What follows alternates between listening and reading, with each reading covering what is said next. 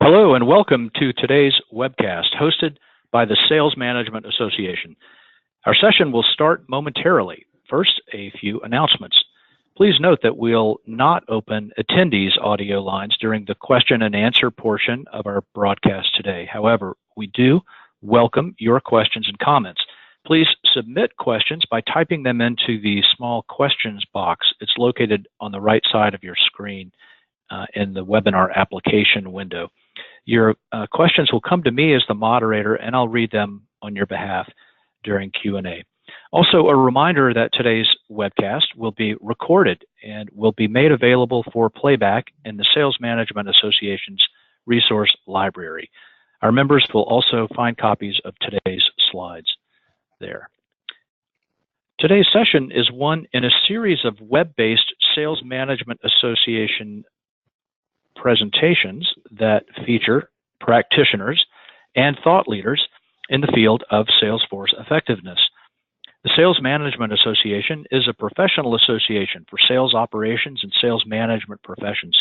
We provide our members with research, case studies, training, peer networking, and professional development. If you're joining us for the first time, we invite you to consider membership in the Sales Management Association and encourage you to visit us online at salesmanagement.org. While you're on our site, be on the lookout for our recently launched course on sales territory optimization and management. It's the first in a series of professional development courses for sales operations and sales leaders. I'm Bob Kelly, Sales Management Association Chairman. I'm pleased today to introduce an excellent speaker, and then following her prepared content, I'll moderate discussion. Our presenter today is Michelle Vazana from VantagePoint Performance. She is Chief Strategy Officer at VantagePoint Performance, which is a global sales management training and development firm. She's the co-author of the fine book, Cracking the Sales Management Code, The Secrets to Measuring and Managing Sales Performance. And she's personally trained and coached thousands of salespeople, sales managers, and sales leaders. She's designed and facilitated programs for effective sales management, coaching and reinforcement, face-to-face selling, major account sales strategy, and telesales. She is among our most highly rated and valued presenters and thought leaders in our community. So it's always great to welcome Michelle Vazana from VantagePoint Performance. Michelle, welcome. Thank you, Bob. Happy to be here. So what are we going to talk about today? We are going to talk about sales management, obviously, right? You're on an SMA webcast. So more specifically, we're going to be talking about some of the findings from our most recent book called Crushing Quota. So in this particular webcast, we're gonna shake it up a little bit, try to make it a little bit more engaging and interesting. Research findings aren't always fascinating, but we're going to try to ensure that we communicate our findings in a way that's not only relevant to you, but perhaps changes your thinking a bit. So how are we going to do that? The first thing we're going to talk about are some shocking trends, why we believe these trends are happening, what we were able to learn from some other industries who've been facing similar trends, and then we're going to jump into our approach to research and why we embarked on the research studies that we did. We'll share some of our findings, and then we'll take a look at, what happens when you apply a bit of a different filter to the way you equip your sales managers. And I just want to say right up front, there's a lot of research findings in Crushing Quota. There's 10 chapters in the book. There's no possible way that we're going to be able to do a deep dive on all of that. So I will tell you that if you're intrigued by some of what you hear on this webcast, you can always go to VantagePointPerformance.com, and we have 3 very in-depth pre-recorded webinars about Crushing Quota and our research findings and what they mean for effective sales management. So I just put that out there so you know that there's additional resources at your disposal should you want additional insight and information. So with that, I'm going to go ahead and jump into some interesting statistics. So I've got 3 numbers up here, and you might be wondering, well, what are they and why do I care about them? So the first one is probably the most shocking, and it is a continued trend, a continued downward trend that's been going on for the last 6 years. and that is the percentage of salespeople missing quota as of 2018. And our findings were the percentage of salespeople at quota back in 2016 were about 52%. And these additional findings as of 2018 from a company called Aptology, who has hundreds of thousands of salespeople in their database, are even more disturbing. And you can imagine that, you know, it's very difficult for organizations to meet their targets with so few salespeople meeting quota. So 49%, what is that number and why do you care about that? Well, they say that salespeople don't leave their company, they leave their manager. And this statistic basically is 49% of new hire sellers will leave the company that hires them within 16 months. There's all kinds of huge implications to that, from a disruption, you know, cost of onboarding, you know, replacement of salespeople with, you know, recruiting and hiring new salespeople. And so what it means is we're not really doing a service to our sales force the way we think we are. Now, why is that so surprising? Well, that $27 billion number, based on LinkedIn's State of Sales report, actually that's 2017.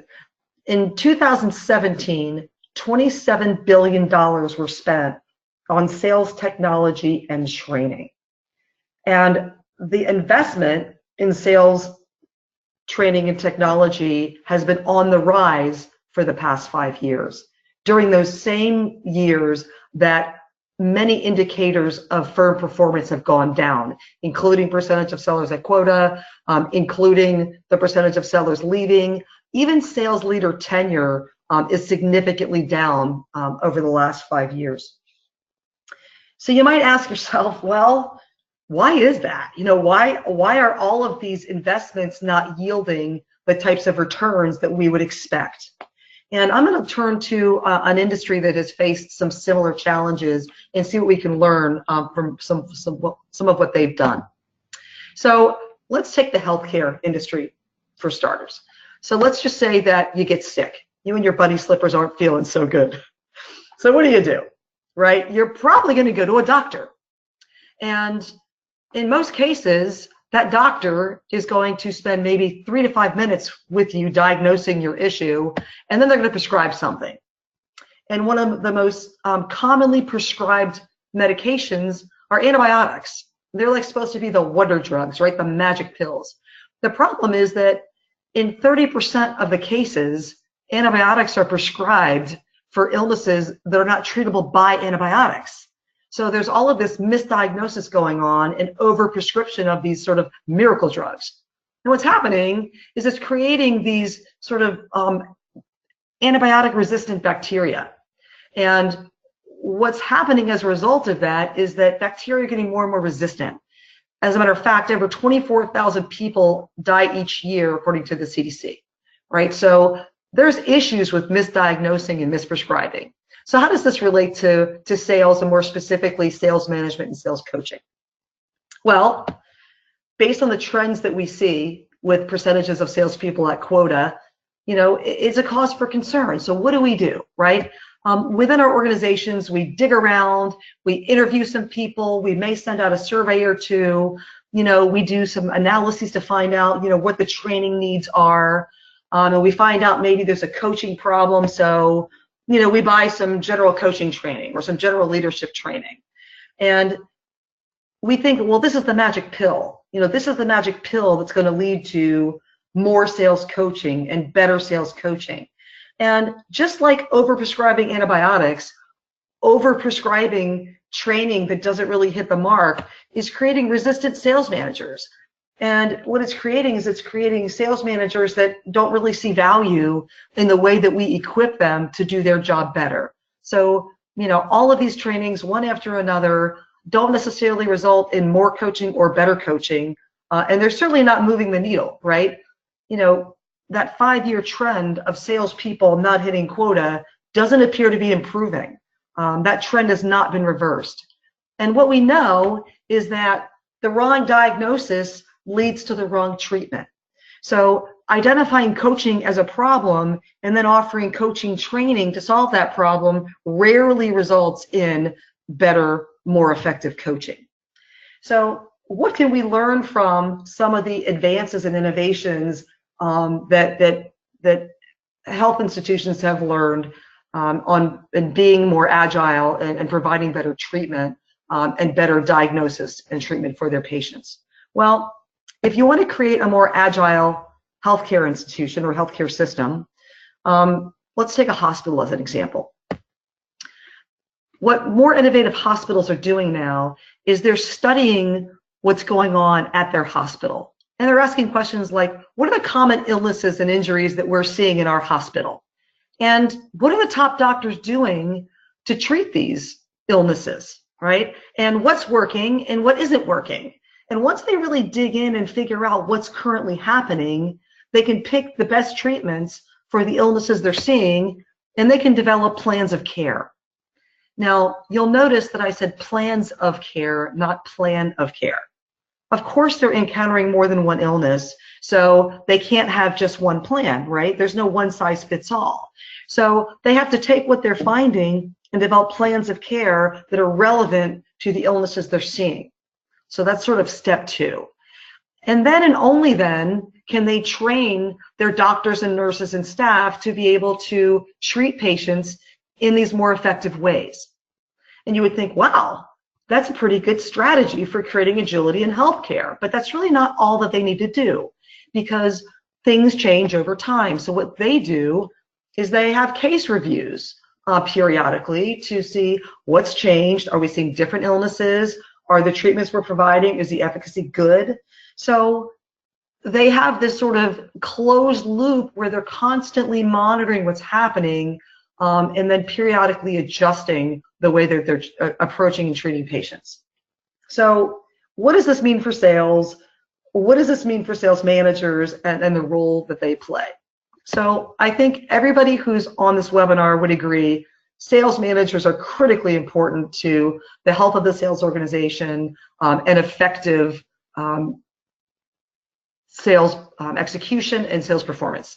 However, we also know that coaching matters, but we're not seeing a lot more improvement in the way that coaching is happening, or at least minimally on the impact coaching is having on sales performance, at least as measured by the percentage of sellers at quota. So at VantagePoint, we care about this. We care about coaching. We care about sales management very deeply. It's where we started as an organization, and it's where the vast majority of our research studies are focused. So we have been very concerned about this trend in sales performance and the role that managers play, and how we could improve not only the plight of the sales manager, but their ability to make a difference in the organizations in which they manage. So what we did is we designed two very specific in-depth studies on sales management coaching and sales management practices. And I'm going to quickly walk you through those two studies. And then we're going to talk about some initial findings, what that means about creating agility from a coaching perspective, and then we'll examine some of the more surprising findings of our research, and ultimately we'll answer some questions. So what are our two studies? Well, the most recent two studies that we did, the first one was a more general study. In this study, the goal of this study was to determine of the most common types of coaching that are not only researched but taught to sales managers, what's the impact of each of those types of coaching to salesperson performance? And we'll talk about that one. And the next one was a multi-year study of sales management coaching practices in a very granular way. So in this study, we didn't just look at three types of coaching. We looked at very specific granular elements of coaching practices of a variety of types of coaching. And then we took a look at different things like the level of sales processes in place in a given organization, the types of sales roles the manager was managing, and we took into consideration, tenure and that sort of thing. So these two studies are what form the basis of the book Crushing Quota, the findings and the recommendations that we have in that book. But let me just start by saying there were some initial surprises. So as you can imagine, it's very satisfying for a researcher to come up with very definitive conclusions. So this is the way, this is the answer. And those types of studies are satisfying, but they don't often happen. And they don't often happen because things in the world are not always cut and dried, right? And things in business are not always cut and dried. We're not doing experiments in a laboratory. We're actually doing research in the field in an applied setting. So here's what we didn't find. And I don't know if this will surprise you. Initially, it surprised me, but then it made sense over time. So we didn't find the one best way to coach. We didn't find answers that said, well, this is the way the most successful sales managers always conduct this kind of coaching conversation. We didn't find it. As a matter of fact, we didn't find an exact recipe for good coaching that could be applied from organization to organization to organization. So we were a little bit perplexed, but here's what we did find. What we did find is that although there was no one best way to coach, there were patterns that occurred time after time after time. And the way that we conducted our management practices research was we would do an in-company study and we would report out our findings, and then we would get another company study, report out our findings, and then we combined all of those individual samples into one bigger sample and did some analysis across the entire data set. So within companies, we would find that managers would exhibit certain trends, like high performers might coach opportunities less often than low performers. But the number of times they would do that per month would differ from company to company. So we could never say the most effective managers coach this kind of coaching this many times a month for this many hours. It just didn't work that way. So we found patterns of coaching behavior, but we also found that the way those patterns manifested themselves into specific practices from a quantitative perspective were very unique to each company. So what would work within one company and profile success in one company wasn't necessarily what would profile success in another company. So there are some sort of overarching themes here that we want to talk about. And I'm going to share a quote with you and take a moment and read through that.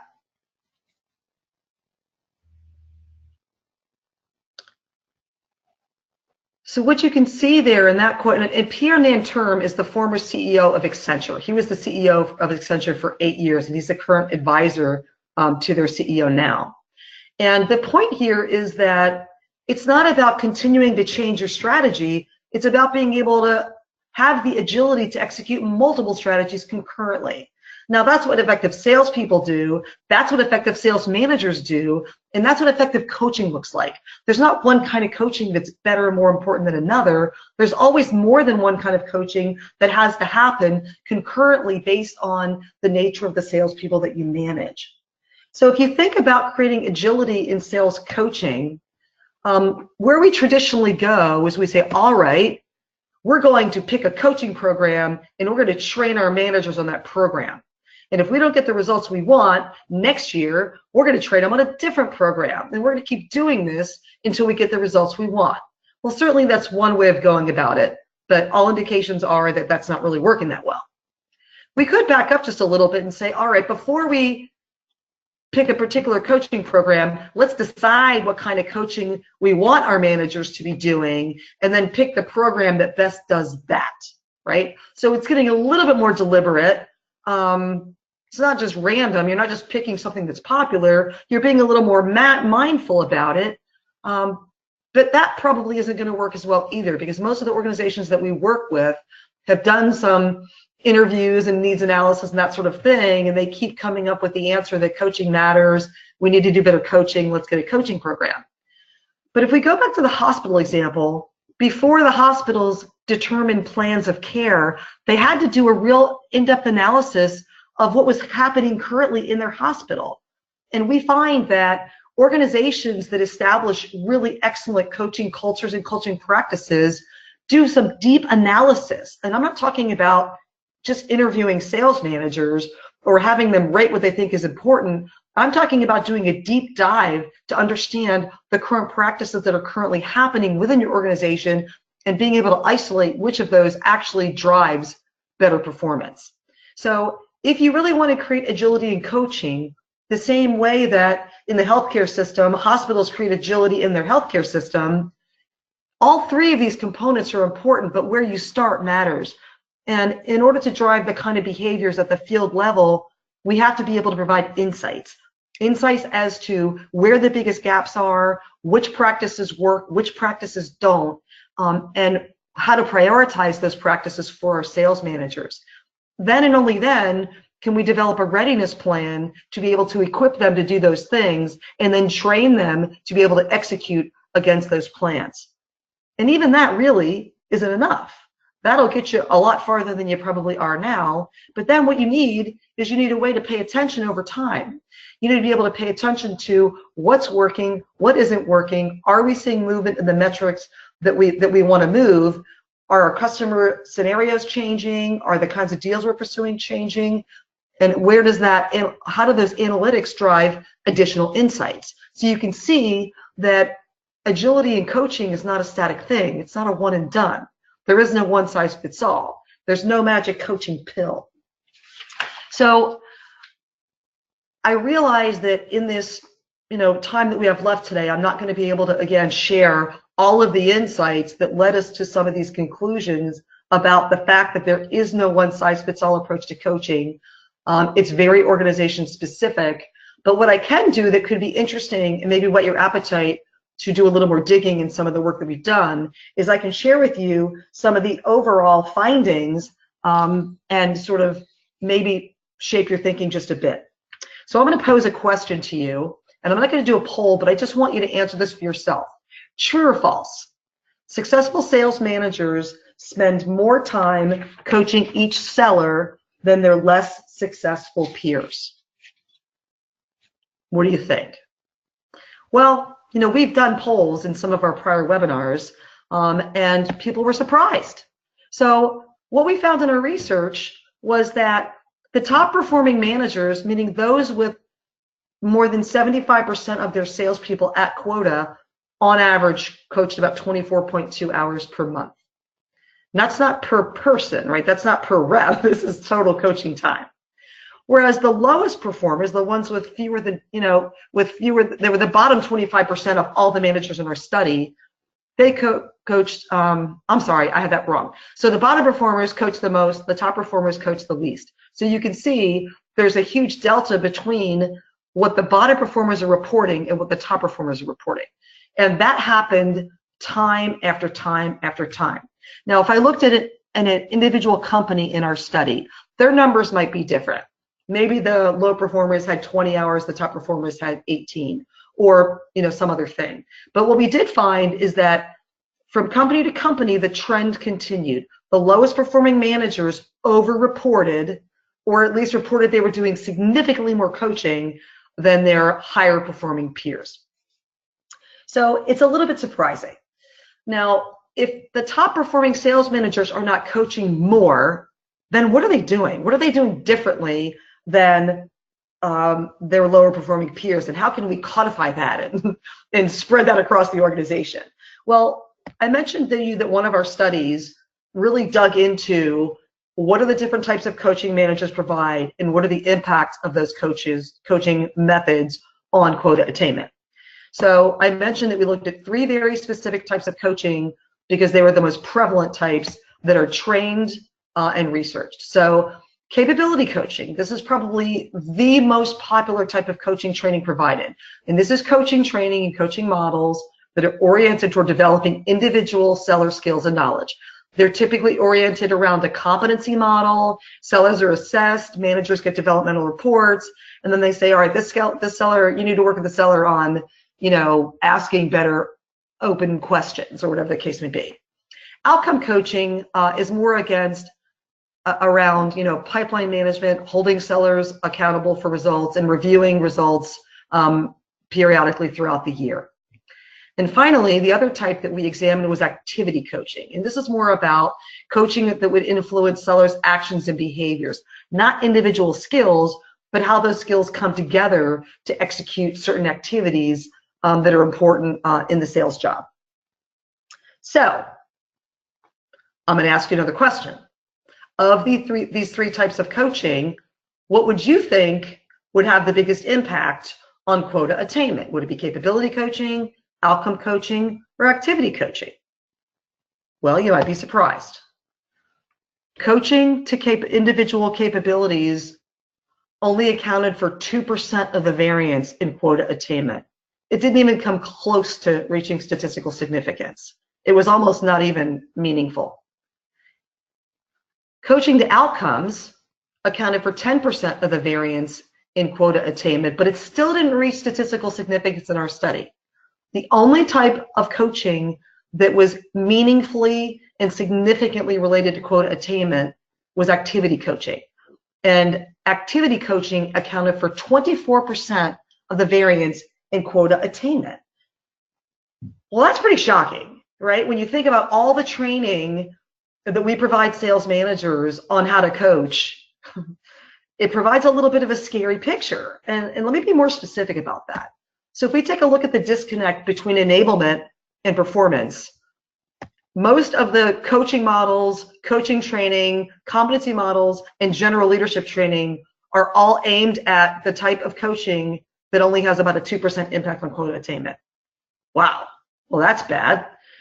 Well, what about the outcome coaching? Well, most of our formal cadences, our forecasting processes, and our pipeline management are oriented toward the 10%, right? The outcome coaching.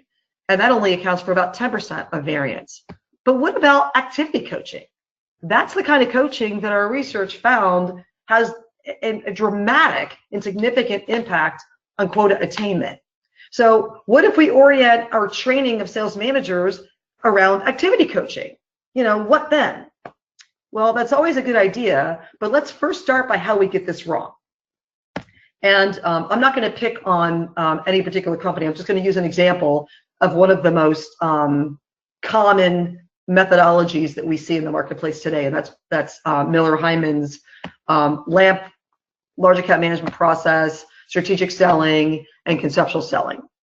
They've been around a long time. They're very well respected. So lots of organizations deploy one or more of these methodologies, and each one of them come with an associated coaching component. So we teach our people how to do this, and then we teach our managers how to coach to that.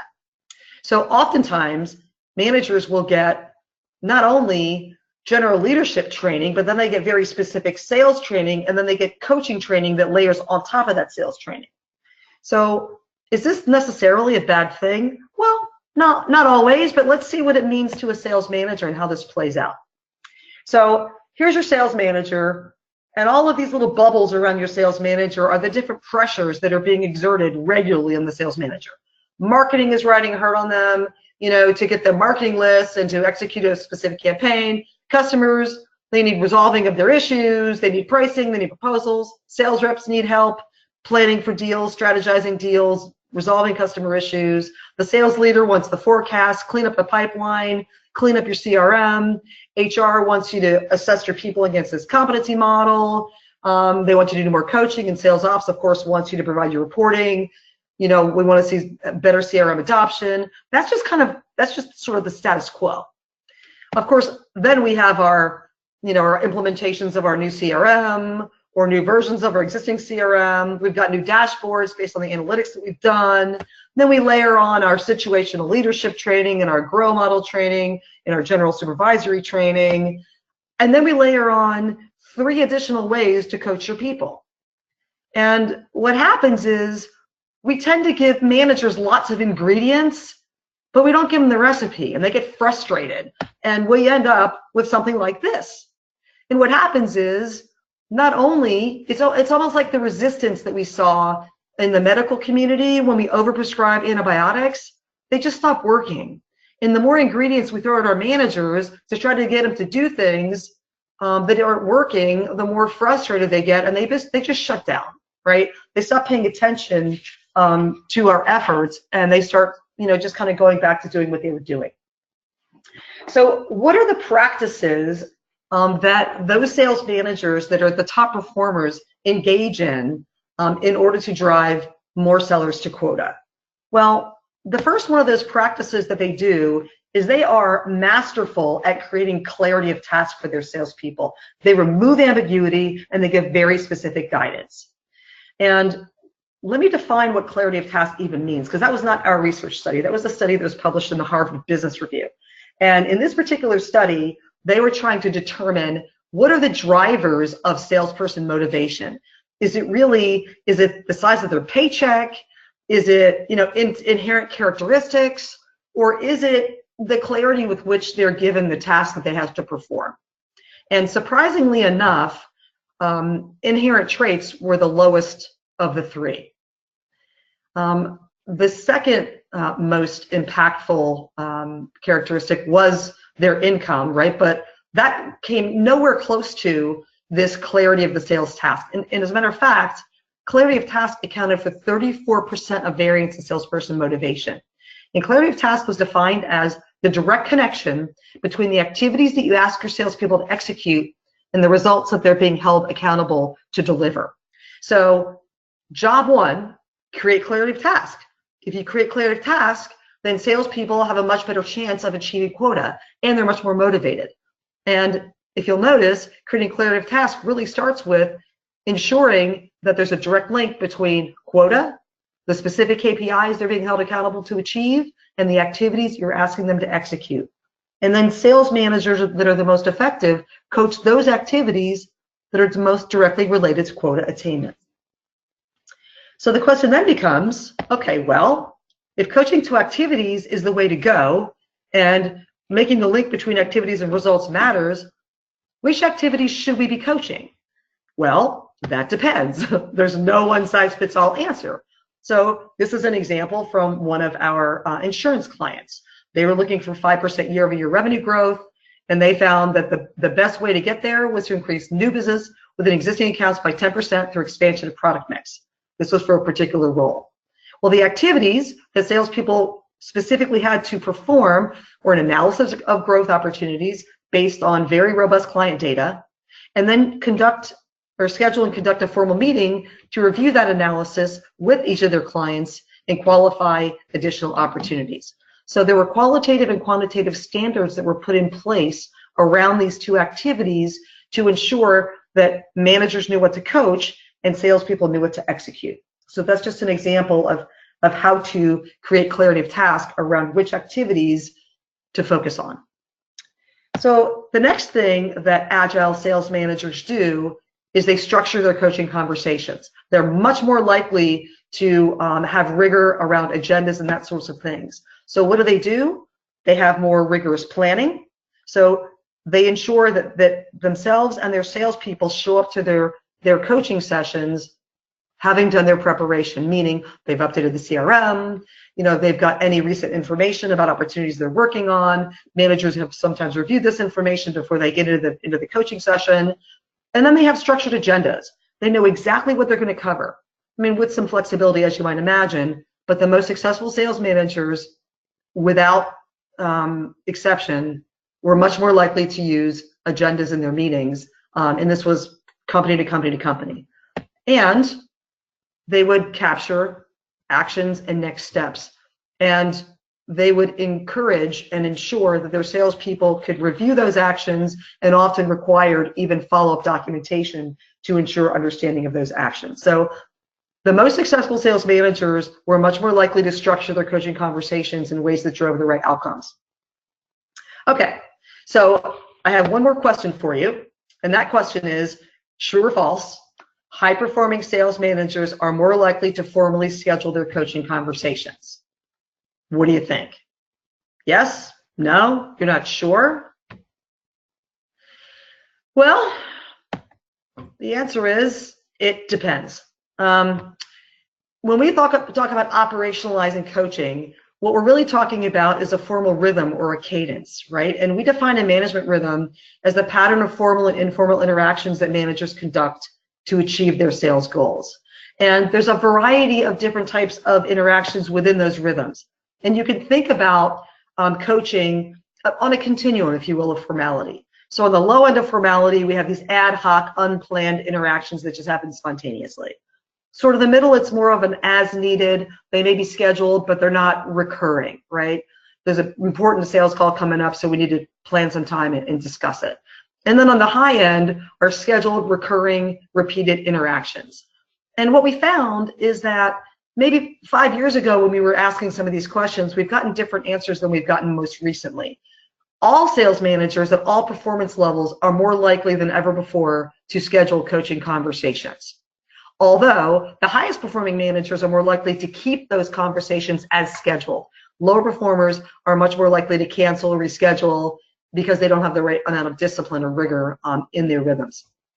But the type of coaching matters depending upon whether formality is useful. So we found that different types of coaching were done at different levels of formality. So the least formal type of coaching that we found was call coaching, where managers were helping sellers prepare for upcoming sales conversations. And the highest performing managers were significantly more likely to conduct those kinds of conversations as needed versus formally scheduling them, which makes sense. Opportunity coaching was, some of that was a little bit more ad hoc, some of that was more formally scheduled, but it was a little bit more formal than call coaching. But the types of coaching in our study that were the most formal, that tended to be scheduled on a repeatable, predictable basis, were territory coaching and account coaching. So, not all, one size does not fit all when it comes to formality. And even the frequency of these types of coaching conversations differ dramatically between companies. So again, there really was no one size fits all. But the trends that we saw overall is that top performers tend to coach less frequently than low performers. They tend to coach for longer durations, and they tend to coach in more depth.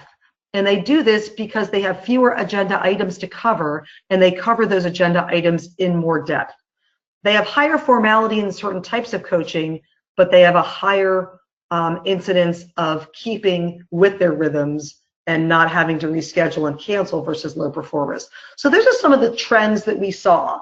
And again, they manifested themselves very differently from organization to organization. So, there is no sort of one size fits all that we can say will work anywhere.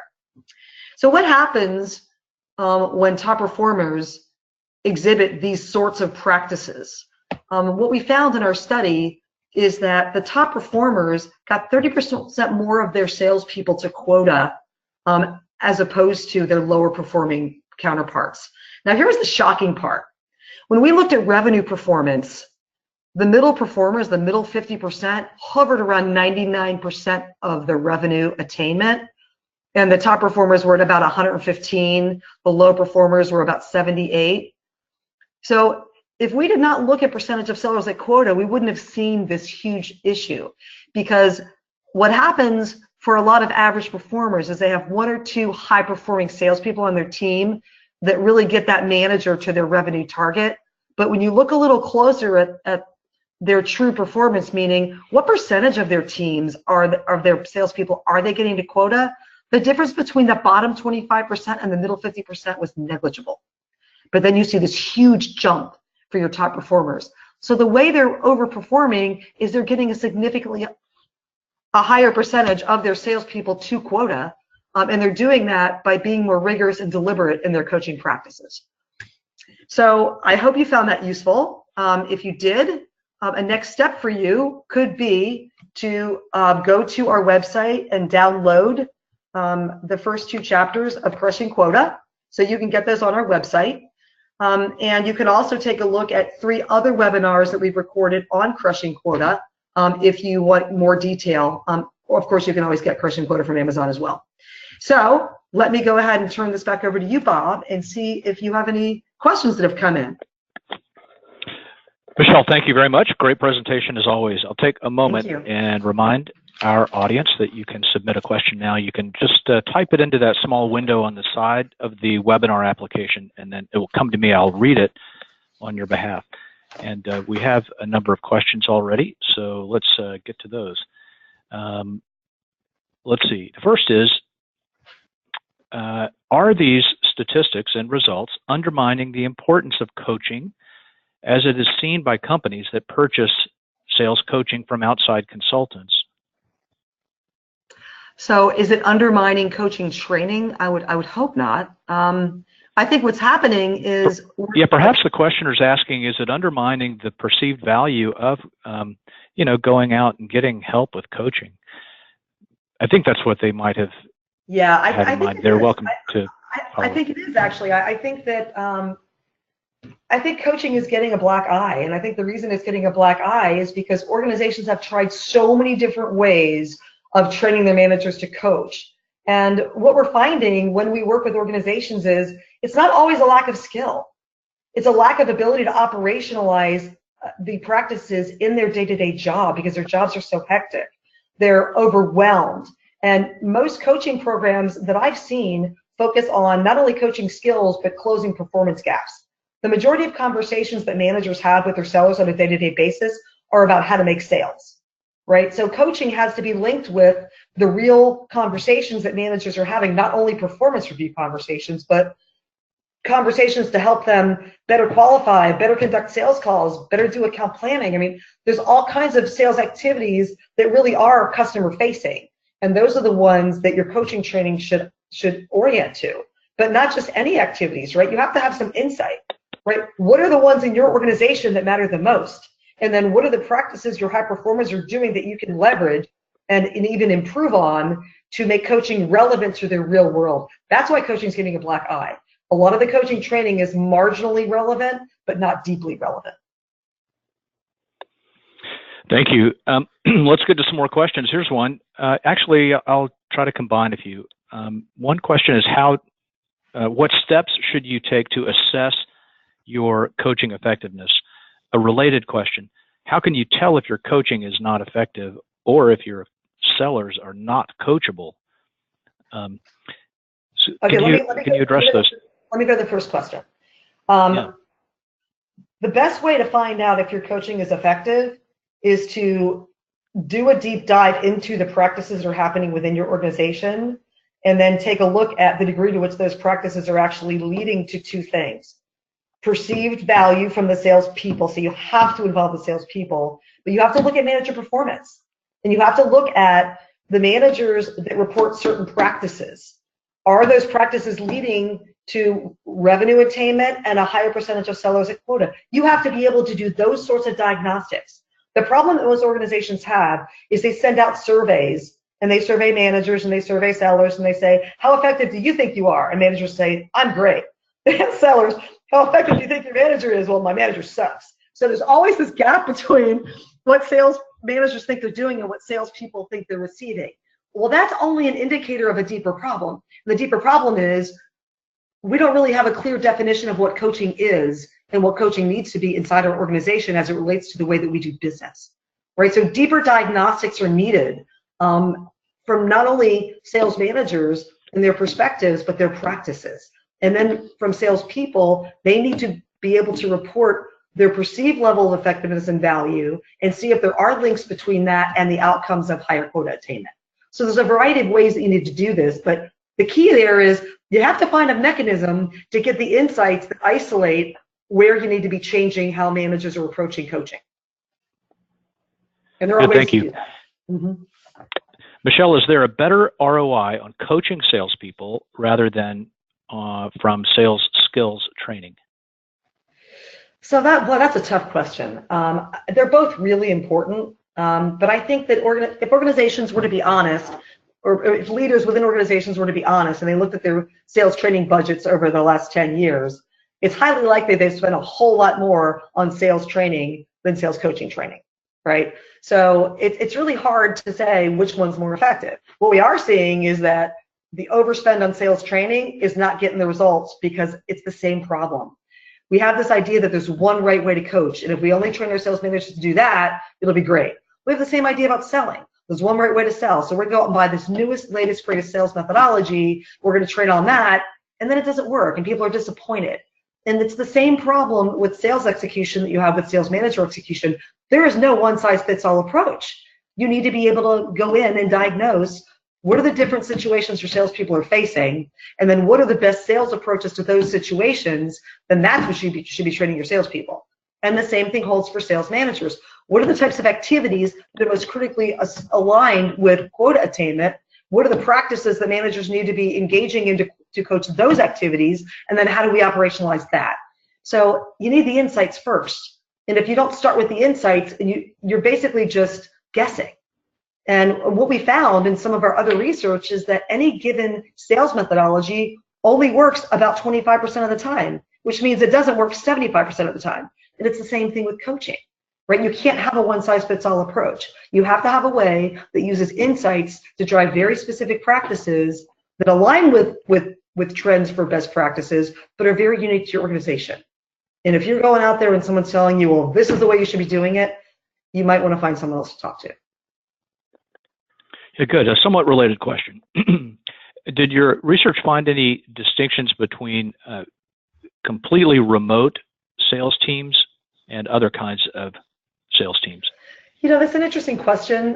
We really didn't. We did find that there's a significantly increased incidence of remote selling and remote coaching, but whether managers conducted the meetings in person or remote, some of the factors that drove effectiveness in those meetings were the same, right? There was more rigor around, you know, agendas and timeframes, the topics of the coaching conversations. The practices were pretty consistent regardless of whether they were in person or remote. But we did see significantly more managers than we were used to are coaching remotely. So that was part of the study. But it didn't really differ the practices that much. Good, thank you. Lots of questions here. I'm sorting through them. I appreciate you taking as many of these as possible. Sure, absolutely. Okay, here's the question.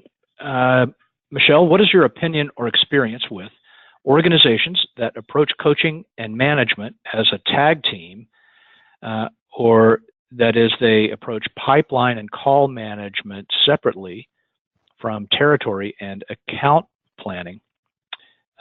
Can this approach be equally effective? Well, that actually is something that we've seen time and time again, and we even advocate for that. So, for example, let's take the first one, which is sort of, you know, pipeline and call coaching. Was that what we said? Pipeline? Yeah. Okay, so pipeline and call management. Okay, so separate from, yeah. Yes. So when you think about opportunity coaching, there's a variety of ways of thinking of pipeline management, right? Pipeline management involves scrubbing the pipeline and making sure deals are real. But then there's a whole idea of how do we coach to move deals forward. So we advocate separating pipeline inspection from pipeline coaching. So pipeline inspection is really just about scrubbing the pipeline and make it healthy. Pipeline coaching is about how do you strategize opportunities to help move them forward, and then how do you help plan the upcoming calls to best leverage your opportunity strategy. So we would say separate pipeline inspection from pipeline coaching, number one. And then those elements are probably different than elements of territory and account coaching. So account coaching involves strategic account planning. It involves tactical account plans as well. And then it involves execution, which can also involve call management, right? The goal of account planning is to identify new opportunities. Then you have to do opportunity coaching. So all of these fit together. They all overlap. But what we find is the most successful sales managers think about each of these and the rigors that are needed, and then combine them in the ways that make the most sense. So we hardly ever see them completely separate, but the top performing managers are rigorous about the different elements of, say, account planning and territory planning, and separate those as needed to get to the level of discipline and insight that's needed to drive better execution. That's what we said. So yes, they separate them often and combine them when it makes sense. Next question, does coaching to activities ever come across as micromanaging? Oh my gosh. So, okay, so that's such a great point. So there's a difference between measuring activities, inspecting activities, and coaching to activities. So there's an old adage that says, you know, don't inspect what you, or expect what you inspect, whether the other way around. So there is a need to know whether salespeople are executing activities. But a lot of that can be tracked in your CRM. And if all the sales manager's doing when they're coaching to activities is assessing compliance, that's not really coaching, that's really inspecting. So when we talk about coaching to activities, we're talking about spending meaningful time with sellers, helping determine the degree to which they're executing activities effectively, and helping them prepare to execute more effectively moving forward. That's what we mean by activity coaching. helping sellers execute activities consistently well. Good. Let's try to get one more question in. Have you done any studies on the success or failure of managers or individual salespeople who have hired personal sales coaches from outside their organization? No, we have not. A more common question that we get is, well, should we split the management and coaching effort? Should we have the sales manager just manage and then have somebody from sales ops do the coaching? And we never advocate that because it just creates more confusion than clarity. We believe strongly, and we've seen lots of evidence, not only in our research, but in our everyday practice with organizations, that the person who should be coaching you is the person you report to. And that may not be convenient, but that's what works best. Mm-hmm. And what about augmenting that with, interactions with others? Is that really not advisable? Oh, it's very advisable. I mean, the most effective sales managers leverage best practices. Well, if Susie's really good at prospecting, and Mary isn't, I'm going to connect the two of them, and I'm going to, so they leverage their resources, and they're able to spot talent and leverage that talent. The most successful sales managers don't do everything, but they're the ones that sort of marshal the resources to drive the change they want to see. Gotcha. And they remain ultimately accountable for the coaching, even if they're involving other actors. Absolutely. That's right. Makes a lot of sense. Well, sadly, we're out of time. I'll cut off questions at this point. I want to thank you, Michelle Vizana from VantagePoint Performance, for another outstanding presentation. Very much appreciate your contributions to our audience, and thanks for being with us. You're welcome, Bob. Thank you. And before we sign off, I'll remind our audience that our next Sales Management Association webcast is on January 22nd, when we'll host Balancing Sales Territories. You can learn about this session and many other sessions on our site at salesmanagement.org. I'm Bob Kelly, Sales Management Association Chairman. Thanks again for your time and attention today. Goodbye until next time.